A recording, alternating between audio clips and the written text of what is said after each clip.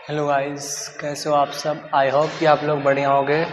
तो आज मैं बात करने वाला हूँ कि जो ये सब ट्रोमुक्स ये फेक पेमेंट कैसे होते हैं, फेक पेमेंट के बारे में बात करने वाला हूँ। जो फेक पेमेंट होते हैं, जो हम लोगों के साथ स्पूफिंग होते हैं, वो कैसे होते हैं। ये ज़्यादातर वर्कशॉप के साथ होते हैं, जो वर्कशॉप करके हैं, जो मार्केट प्लेस में, या फिर जो छोटे मोटे जो हमारे यहाँ ठेले वगैरह लगाते हैं, उन लोगों के साथ ज़्यादा ये सब होती है फेक पेमेंट। फेक पेमेंट का मेन मकसद होता है कि जब कोई बंदा आपको पेमेंट करता है तो आपके पास पेमेंट नहीं आता है और वो सिर्फ आपको दिखा देता है कि वो सक्सेसफुल पेमेंट आपके पास आ गया है। जैसे कि इस प्रकार आप जैसा कि आप देख सकते हैं इधर कि यहाँ पर किस तरीके से ये फेक पेमेंट का स्क्रीनशॉट है और इसी तरीके से यहाँ फेक पेमेंट होती है।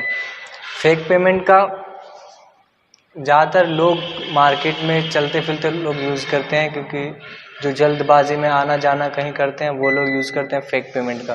फेक पेमेंट का यूज़ करने का मेन मोटिव इन लोगों का यही होता है कि किसी को भी बेवकूफ़ बनाकर वहाँ से चले जाना।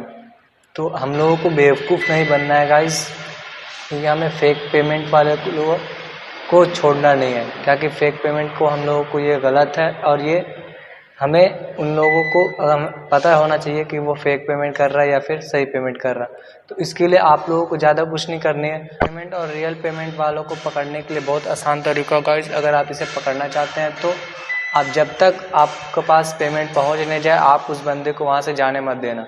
इससे क्या होगा, आपके पास मैसेज, जब तक आपके पास ये मैसेज नहीं आता कि आपके अकाउंट में क्रेडिट हो गए हैं, तब तक आप उस बंदे को जाने नहीं देने। अगर आपने जाने दे दिया तो फेक पेमेंट वाला बंदे चले जाएंगे, तो फिर आपके पास पेमेंट नहीं आएगा।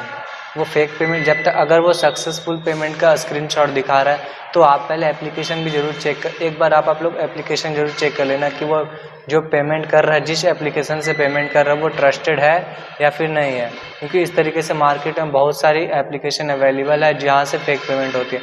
जैसे फ़ोनपे हो गया, और ये लोग क्या करेंगे ना, ये लोग स्कैन करके पेमेंट नहीं करते। ये लोग एक बार पेटीएम में स्कैन करते कि आपका नेम क्या है, उसी नेम से फिर वहाँ पर वो फेक पेमेंट वाला जहाँ पे होता है, फिर वही नेम को वो लोग वहाँ पर एंटर कर देते हैं। एंटर करने के बाद वो नेम आपको दिखा देते हैं कि मैंने फलां जगह पेमेंट किया है, जिसका यह स्क्रीनशॉट है।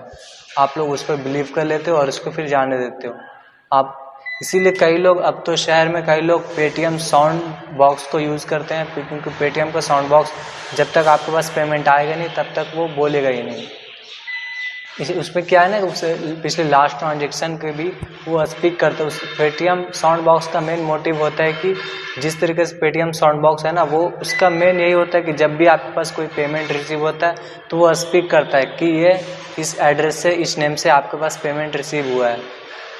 तो आप लोग को एक नियम है, एक मैं बात बताना चाहता हूँ कि आप लोग जितने भी यूज़ करते हैं तो ज़रूर ध्यान देना कि जो हम लोग पेमेंट का मेथड यूज़ कर रहे हैं वो फेक पेमेंट है या फिर रियल पेमेंट है। रियल पेमेंट को यूज़ करना है, फेक पेमेंट को यूज़ नहीं करना है। रियल पेमेंट करना है, किसी के साथ धोखाधड़ी नहीं करना है। इससे में क्या होगा, बाई चांस आप कभी भी फंस सकते हो। तो हम लोगों को ऐसी गलती नहीं करनी है। तो फेक पेमेंट वालों को हम लोगों को पकड़ना है, क्योंकि फेक पेमेंट वाले जो हैकर्स वगैरह यूज़ करते हैं, जो फेक पेमेंट दिखा के आपको स्क्रीनशॉट दिखा के वर्कशॉप वाले को बेवकूफ़ बना के चले जाते हैं ये लोग। लास्ट टाइम बाद में फिर आप ही लोगों को पछताना होता है कि अरे यार फला लोगों ने तो पेमेंट किया था बट आया नहीं अभी तक। लेकिन वो फेक पेमेंट होता है, वो बहुत लोगों को नहीं पहुंचता है। तो हमें जब तक पेमेंट रिसीव सही नहीं होता है, जब तक हमारे अकाउंट में क्रेडिट नहीं हो जाती है अमाउंट, तब तक हम अगले बंदों को जाने नहीं देंगे। तो आप लोगों से प्लीज़ ये शेयर कर रहा हूँ कि फ़ेक पेमेंट से बचे रहें। और जब भी कोई आपको फ़ेक पेमेंट या फिर जब कोई पेमेंट करता है तो आप उसका स्क्रीनशॉट मांग लें और यूटीआर जो ट्रांजैक्शन आईडी होता है उससे दोबारा पेमेंट करवाएं, ताकि अगर सेम जब कोई फेक पेमेंट करेगा ना तो वो पहली बार जो पेमेंट किया उसका यूटीआर नंबर यानी ट्रांजैक्शन आईडी, सेकेंड टाइम भी वो ट्रांजैक्शन उसी ऐप से करेगा तो उसका भी ट्रांजैक्शन आईडी सेम होगा।